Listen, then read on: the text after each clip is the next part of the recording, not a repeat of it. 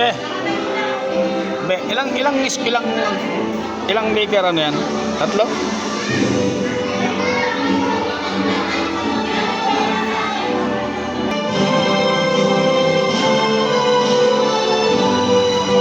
Awit. So mga bata, wala pa rin puputok po. Sige. Tapos, ang next po ay pambungad na pananalita ni Kagalang-galang Leopoldo Migyari, Barangay Bagong Sila. So, next na po, sige, maupo na po kayo. Upo na po yung mga bata, pati po. So, ngayon po, dadaan po tayo sa mga inihandang tula ng mga bata.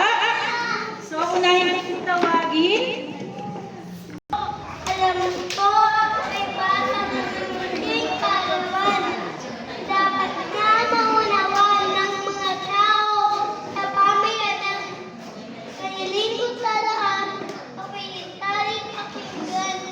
Ay aking kabahatan, dapat na ay paglaban. Okay, maraming. Ako'y sabay pinitula kasi sa wikang Pilipino.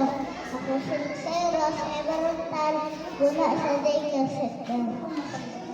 Ang abatil ako sa lahat ng tao dito sa mundo. Wala pang tutulad sa abatil ako. Sila'y naghirap, sila'y nagsikap.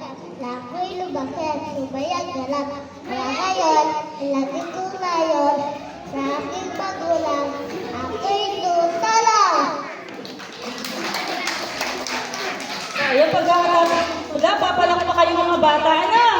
So, next po natin, isa pa din pong tula, magmumula kay John Gabriel Lorenzo. Aming daycare center. Ang aming daycare center, bagamat umana sa aming paningin, ibang-iba sa bagong paraan at pagsasagawa.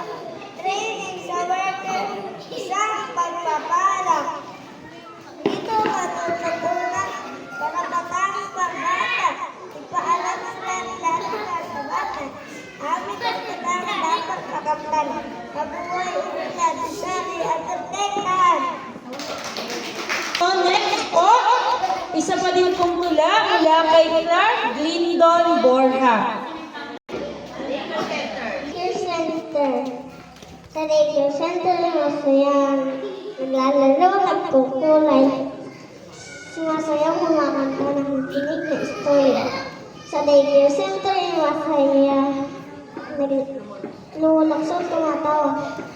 Susulat ng bilang kumakain ng pagkain masistensya, kumakain ng masistensya. Thank you.